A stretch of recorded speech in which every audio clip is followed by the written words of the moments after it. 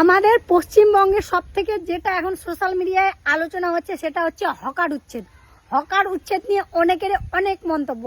আমার মন থেকে মন্তব্য, হকার হকার কাকে বলে? হকার যারা রাস্তাঘাটে খাবার বিক্রি করে, জলে বোতল, ছোলা টোলা যারা বিক্রি করে তাদের হকার বলে। তো হকার কোথাও বসে সময় মতো উঠে যায়, কিন্তু সরকারের জমিতে তোমরা যদি দখল করে বসে থাকো সারা জীবনের জন্য, ওটা তো হবে না। একদিন না একদিন তো তাদের উঠতেই হবে। এই সরকারের আমলে হোক, না হলে ওই সরকারের আমলে হোক, কোনো না কোনো সরকারের আমলে তাদেরকে উঠতেই হবে। তো হকারকে আপনারা যতটা গরিব, যতটা দুঃখিত বলে মনে করেছেন, আদেও কি তারা অতটা গরিব অসহায়?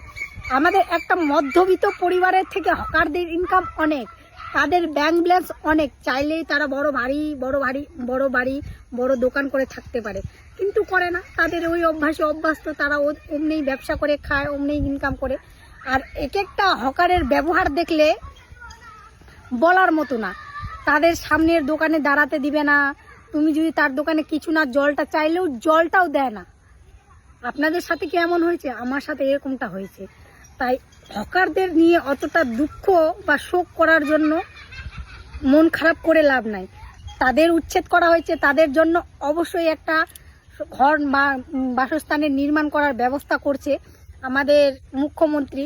সময় লাগবে, সময়টা তো অবশ্যই দিতে হবে। আমরা বলো তো কি, পশ্চিমবঙ্গের মানুষরা উন্নয়ন চাই বাইরের দেশের মতো, বাইরের রাজ্যের মতো, কিন্তু কিছু ভালো করলে কিছু তো খারাপটা করতে হবে নাকি? আমাদের যদি রাস্তাঘাট পরিষ্কার চাই, রেল লাইন পরিষ্কার চাই, ঝকঝকা চাই, তাই হকারদের তো উঠাতেই হবে। তো এটাই হচ্ছে আমার মন থেকে হকারদের জন্য মন্তব্য।